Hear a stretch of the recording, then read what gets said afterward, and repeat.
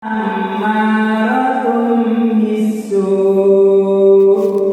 inna rabbi ghafurur rahim Shadaqallahul azim.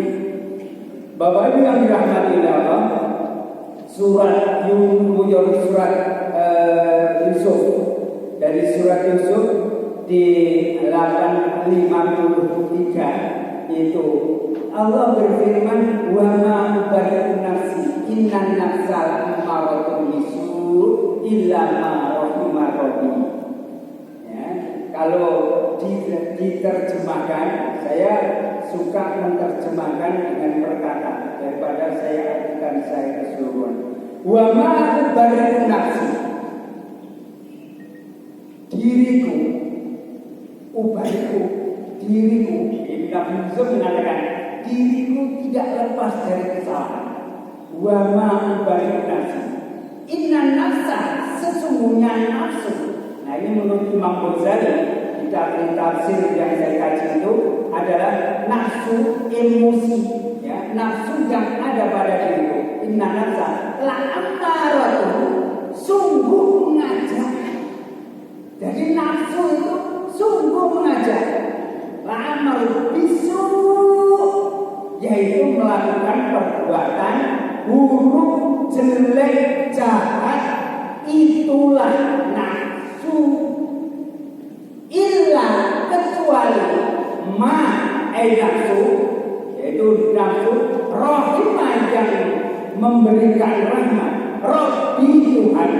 Inna Rabbi, sesungguhnya Tuhanku, Ghafurun, itu dan pengampun, Rahimun, dan maha kasih sayang. Ibu bapak yang dirahmati Allah, jadi ayat ini memang dulu kejadiannya itu ketika Nabiullah Yusuf alaihissalam waktu itu di pengadilan dia dituduh melakukan perbuatan tidak senonoh, ya, dengan seorang perempuan, padahal Quran tidak menyebutkan, tapi kita sudah tahu semua, yaitu sama Zulaikha. Ya. Jadi dituduh, sudah kayak gitu, akhirnya di pengadilan tidak terbukti, ya, tidak terbukti. Apa? Baju yang sobek bukan baju yang depan, tapi baju yang belakang. Karena waktu itu di bilik itu ternyata Nabi Yusuf, ini aku takut kepada Allah. Lalu kemudian akhirnya dia lari, ditarik, lalu dilepas, ternyata bajunya yang sobek belakang. Nah, walaupun demikian, itu tinggal di pengadilan tidak ada bukti, tetap kalah dengan raja asli seperti itu, tetap akhirnya di penjara. Itulah dulu. Ini jangan saya ingin bodoh. Nanti penguasa itu mau melakukan semena-mena itu, apapun bisa dilakukan. Salah, orang salah. Ini tetap di penjara. Ini hebatnya Nabi Yusuf itu katakan, walaupun sudah di penjara, ini orang-orang, penguasa itu jahat, tak jatuh orang menunggu, tapi dia mengaku, diriku, bahkan dirimu tidak lepas dari kesalahan. Karena nafsu yang ada padaku ini adalah mengajak untuk berbuat jahat. Itu diakui walaupun dia tidak berbuat. Masya Allah, itu langsung etika sekali sangat tinggi. Memang etika itu di atas segalanya. Etika, moral itu di atas segalanya. Hukum apapun. Kalau hukumannya berbicara soal benar, salah, lalu kemudian baik, tidak. Tapi kalau etika, moral itu di atas hukum. Nah, contoh ini contoh. Jadi saya kalau kemudian di atas ini apa namanya? Meja. Kira-kira ini saya itu ada larangan saya berdiri atas meja? Tidak ada. Tapi pertanyaannya, etikanya di mana? Ya cuma itu semestinya. Orang hanya dihukum karena kesalahan hukum, karena etikanya. Jadi yang lebih utama itu adalah etika, moral itu di atas segala-galanya. Makanya Kanjeng Nabi ketika diutus ke dalam riwayat Bukhari itu mengatakan innama itu liutammima makarimal akhlak. Sesungguhnya aku diutus innama itu sesungguhnya aku diutus liutammima untuk menyempurnakan makarimal akhlak, yaitu adalah keluhuran daripada akhlak, etika, budi pekerti, ya. Bukan menggunakan hukum itu malah digunakan untuk alat. Kalau pada penguasaan, ya malah penguasanya menggunakan alat itu. Tapi etik maupun moral itu di atas segala-galanya. Maka ini kisahnya Yesus itu luar biasa. Ini tidak lepas dari kesalahan. Ya. Dia tidak menyalahkan. Ya. Raja Aziz tidak salahkan. Walaupun dia tidak terbukti pun, dia tidak mengatakan. Ya. Ini akhlak yang sangat Masya Allah, santun sekali. Nah, makna ayat ini adalah bahwa manusia itu lebih didominasi dengan nafsu hal-hal yang negatif. Sebagai contoh begini, jadi ada di media Jogja yang terkenal atau TV atau apa, ya. Begitu di halaman pertama ada pembangunan masjid, jadi ada pembangunan sekolah, ya. Baru kemudian ada pembangunan rumah sakit, anak berprestasi, lalu kemudian menjadi juara. Itu nek moco nggak sempurna. Tapi begitu ada kolom pojok kecil itu, seorang pembantu memperkosa majikannya. Nek mentelangi halaman berikutnya ini, halaman berikutnya bersama dia boleh. Kenapa? Karena hal-hal yang negatif itu lebih respect dibandingkan hal-hal yang positif. Bapak Ibu yang dirahmati Allah, oleh karena itu, kalau kita itu bisa beramal baik, melakukan baik, bukan karena kita ini orang hebat, jangan merasa menjadi orang baik walaupun sudah melakukan amal baik, karena amal baik yang kita lakukan ini adalah karena rahmat Allah. Ini yang pertama ini yang harus kita pegang. Kenapa kita tidak boleh merasa menjadi orang baik? Wah, cukup jam 2 sudah mandi, mensucikan diri. Habis itu lalu kemudian wudu, habis itu sholat tahajud, habis itu kemudian sholat hajat, habis itu sholat witir, habis itu kemudian baca Quran, menunggu sampai subuh, habis itu sholat baca, habis itu kemudian sholat subuh, habis itu lalu ngaji di masjid aku. Merasa kemudian kalau yang kita lakukan ini baik, lalu mengklaim pengakuan. Kadang-kadang sokuni, ini kadang-kadang kan hati menyalurkan saya. Koyoman, nomor itu bio, ngarep bulan bio. Begitu keluar itu, bio ini mengingatkan. Assalamualaikum, assalamualaikum. Tak takon artinya apa? Assalamualaikum. Ini menurut tidak begitu. Ya, mengklaim, menjadi kalau ini apa tidak ini ya, mengakui kalau dirinya itu, kalau dirimu itu adalah orang baik karena sudah melakukan banyak kebaikan. Jangan, perlu diketahui amal baik yang banyak sudah kita lakukan itu karena rahmat Allah. Ya, ini yang harus kita pegang. Bapak Ibu yang dirahmati Allah, kenapa demikian? Karena kalau kita mengklaim, menjustifikasi, mengaku diri kita baik, yang selama ini kita lakukan baik. Nanti kalau ada orang yang tidak seperti saya, akhirnya apa? Nah, dia tidak baik, itulah namanya. Ya, supaya tidak gampang menilai orang. Ada kisah benar itu terjadi. Ada seorang santri anyaran, setelah libur pasar dia pulang.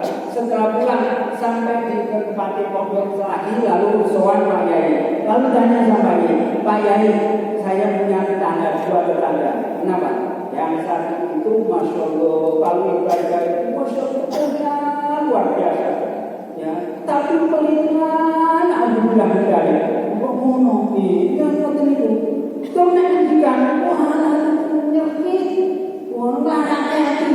Padahal ibadahnya kepunya berupaya. Lah terus, lah sampeyan sing timbal malih niku, mboten ate ibadah, tapi nyambah itu mawon. Nek matur halus, masyaallah enak didengar. Lah niku sing saya sembunyi. Ya, lah jadi loro-lorone itu apik lho. Kalau lorone apik, lah sebetulnya saya sing ora apik awake dhewe. Lah napa gawe nilai wong, oh jadi nilai wong ini kayaknya menilai orang itu tidak baik. Begitu ngerti ngomong video itu yang mesti Pak Bintang itu dulu jangan kelakuan nanti kayak gitu. Padahal kan urusannya dhewe, ya. Walaupun tadi disampaikan ada berkahnya, tapi orang santara buat punya sembunyi terus bagi juta-juta orang saya belum saya ini urusannya Allah. Wansur menerima dari Malik, pilih karena rahmat Allah itu kan segala-galanya Bapak. Ya, rahmat Allah itu segala-galanya.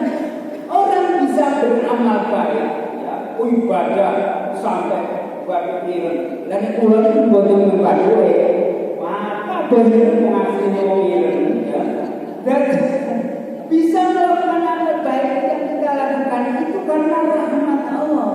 Karena orang melakukan baik itu mendapatkan rahmat Allah, bahkan sampai orang masuk surga bukan karena amal.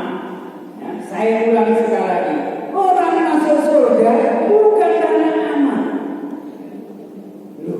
Oh, masuk surga bukan amal terus. Kenapa mengenai saya sampaikan?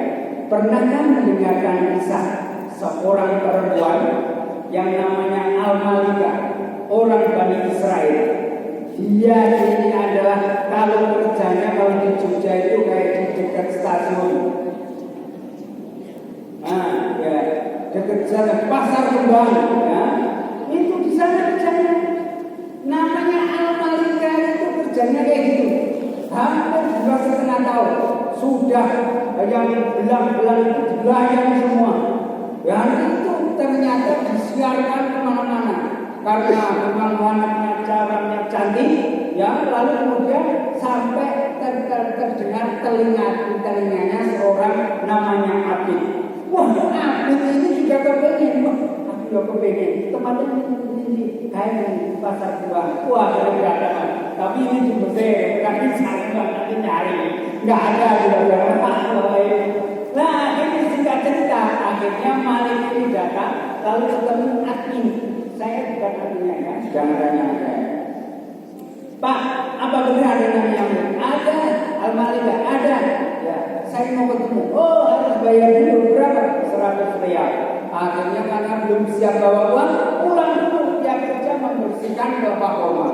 Saat minggu kemudian sudah tercukupi, dia memiliki uang 100 rial dibayarkan. Setelah dibayarkan, Masya Allah, setelah dibayarkan ternyata kayak haji, menjawab antri 6 rekening.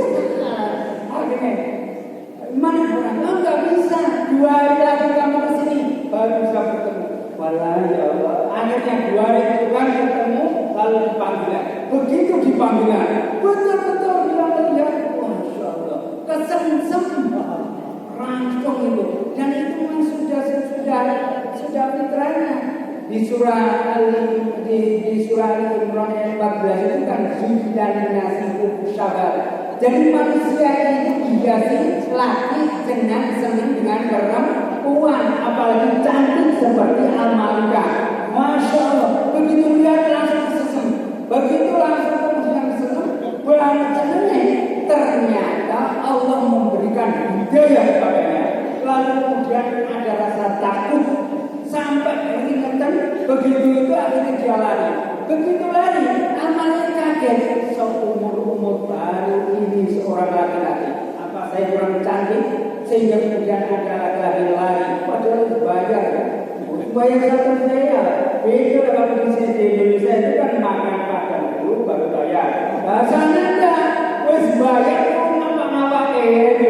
Singkat cerita akhirnya tanya sama adminnya, Mas admin, siapa tadi namanya? Oh itu Nabi, rumahnya sana, halamannya mana? Dikasih tahu, hari berikutnya besok saya cuti, saya mau mencari namanya Abi. Pagi Nabi cari, begitu sampai rumahnya, lalu tok-tok itu dibukakan ibunya Abi. Assalamualaikum, waalaikumsalam.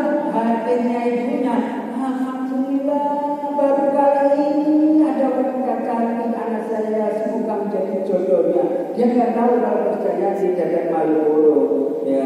Akhirnya singkat cerita didudukan mau ketemu Abid, begitu ketemu, Abid bukan senang tapi malah takutan yang berlebihan. Abid pingsan, ya pingsan.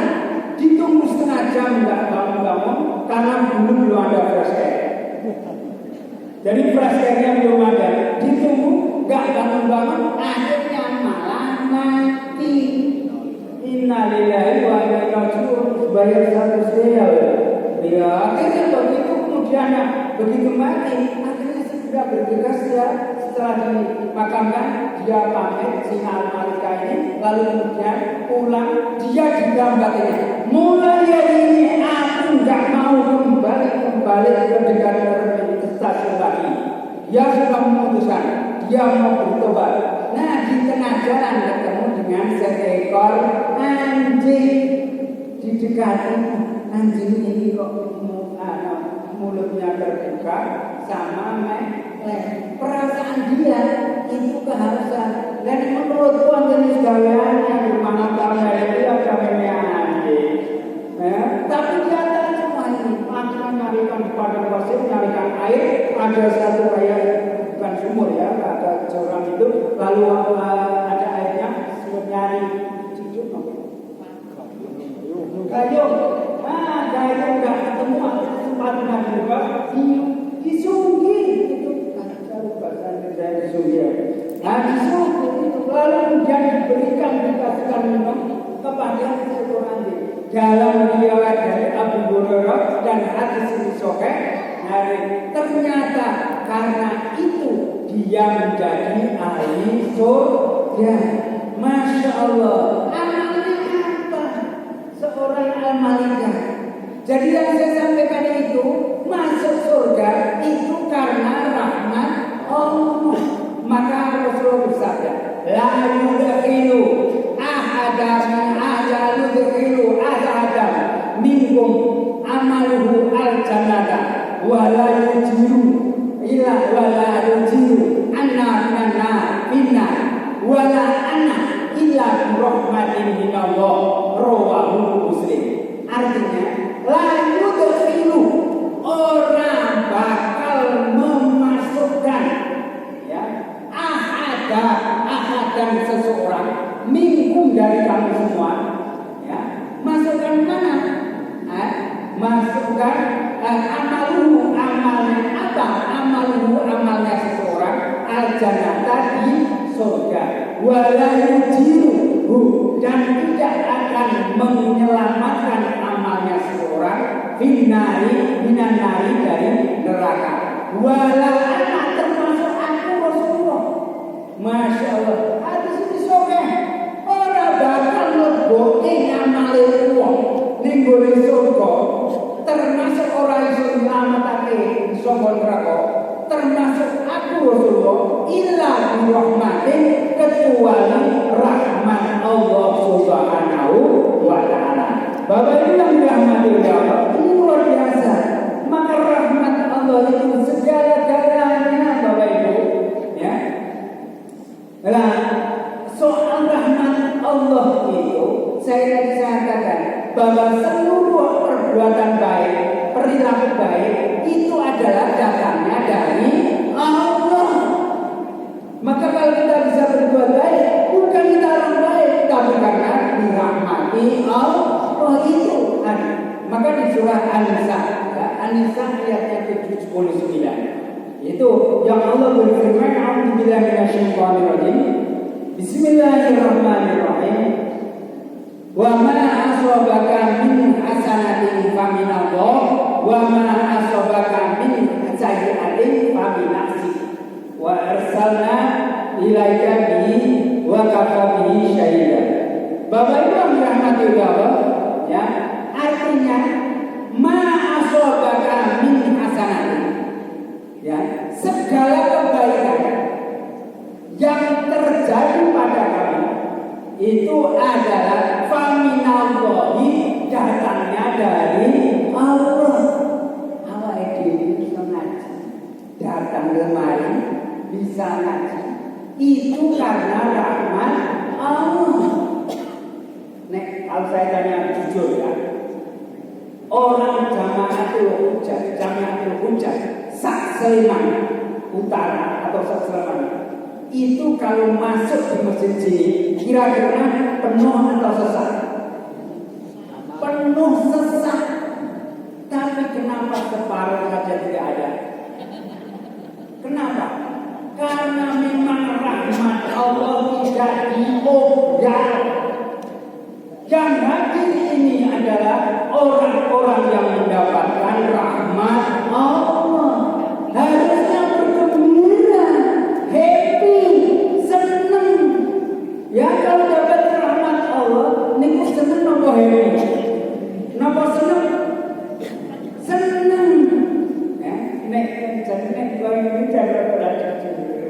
Ya, rada jujur. Wong ngaji lagi sedih orang yang rambut mumpung ning mall, mumpung amblas omah cari amblas. Itu rong jam itu itu waktu orang rambut. Lu bener. Ini kan masjid jenengan lebar niat nawa itu itikaf di masjid di tolabul ilmi. Ini masya Allah, ini rahmat Allah. Harusnya senang, boten senang. Dan itu berdasarkan firman Allah. Masya Allah. Kita akan buka surah Yunus ayatnya 58.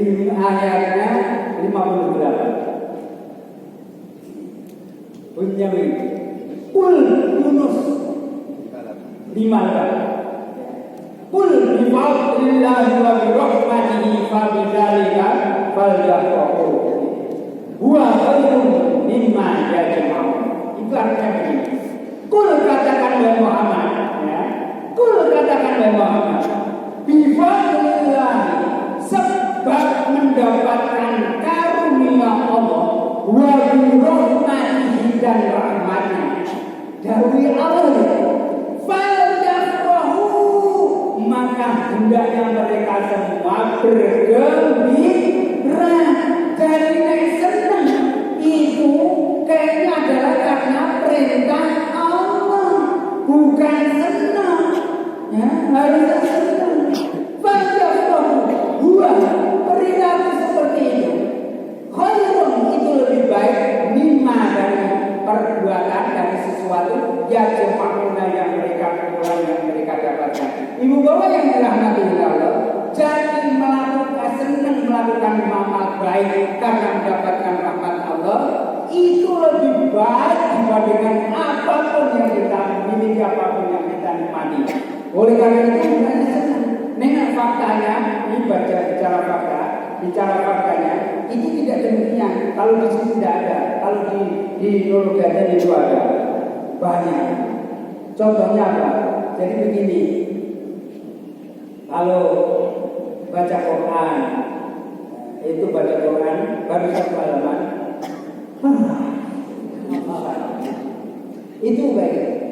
Terus rasanya pantat itu udah bengong gitu. Kalau buka handphone 1 jam itu ternyata malah lihat. Wah, selancar kemana-mana. Itu seperti itu. Sholat datang ke masjid, ya datang ke masjid. Ya bukan betah, ya sholat Jumat itu perlu diwet. Ini sholat 1,5 kepada 1,5 itu. Dan orang melakukan baik itu rasanya itu tidak nyaman. Tapi kalau orang melakukan yang buruk itu nyaman. Sebagai contoh ini, ada orang penjual ekstasi, sabu-sabu, menjual inek, menjual pil kodok. Jam 12 malam ada hujan, ada bedek, ada petir. Kira-kira pesenannya itu pesenan diantar atau tidak? Diantar. Wes sudah itu dosa. Itu diantar. Ya? Tapi coba awak ini khususnya saya. Rumah saya itu 50 meter dari masjid.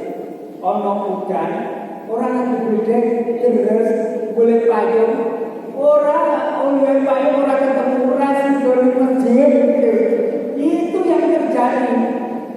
Bedanya kalau ayam pembuatan yang buruk itu, boleh kok nyawa tidak boleh. Tapi kalau itu perbuatan yang baik, rahmat Allah, itu rasanya berat. Makanya Nabi mengatakan, huffatil jannatu bil karat, wa huffatil naru bil syahwat. Jadi surga itu adalah dikelilingi dengan hal-hal yang gede, tidak menyenangkan, tidak nyaman. Tapi neraka dikelilingi dengan hal-hal yang mengasihkan. Ibu bapak yang dirahmati Allah, maka kembali kepada ayat yang tadi saya sampaikan, yaitu ada kaidahnya sampai masuk surga saja karena rahmat Allah. Oleh karena itu bagaimana kita kalau mendapatkan rahmat, kalau di ruangan ini tidak banyak, itu karena orang-orang yang hadir itu mendapatkan rahmat Allah. Karena memang rahmat Allah itu diberikan kepada orang-orang yang khusus. Dan itu ada dia. Silakan dibuka surah Al-Baqarah ayatnya 105. Ya, di akhir ayat itu bunyinya wallahu yahtassu bi rahmati man yasha wallahu dzul fadlil alim. Itu yang ayat pertama. Yang ayat kedua ayat kedua surah Al-Imran ayatnya 74. Kalau di situ Allah berfirman, yahtassu bi rahmatihi man yasha wallahu dzul fadli alim. Artinya, wallahu dan Allah yahtassu secara khusus. Ya, Masya Allah. Allah secara khusus memberikan bi rahmati dengan rahmatnya kepada siapa? Man kepada siapa saja. Yasha yang dikehendaki oleh Allah. Jadi yang hadir di masjid ini adalah orang-orang yang dikehendaki Allah yang mendapatkan rahmatnya. Semoga rahmat yang kita cari, yang kita buru, itu adalah selalu kita dapatkan. Semoga amal-amal baik yang kita lakukan, baca Quran di awal tadi, itu adalah sebagai bukti mendapatkan rahmat Allah. Karena di surah Al-An'am ayat 203-nya itu di akhir itu adalah baidza al-Qur'an fasma'u wa ansitu anakum turhamun. Dan ketika ayat Al-Quran dibaca itu, maka pasti kamu semua akan mendapatkan rahmat Allah. Seluruh amal baik yang kita lakukan, kita harus meyakini bahwa itu semua adalah rahmat Allah Subhanahu wa ta'ala. Semua Allah marhamna bil Quran wa bil hamdi bi'amali sholihah amal thayyibah. Allahumma ighfir lana dzunubana wa li ikhwanina alladziina sabaquna bil iman wa la taj'al fi qulubina ghillan lil ladzina amanu rabbana innaka ra'ufur rahim. Allahumma arina haqqan haqqan warzuqna ittiba'ah wa arina batila batila warzuqna ijtinabah. Allahumma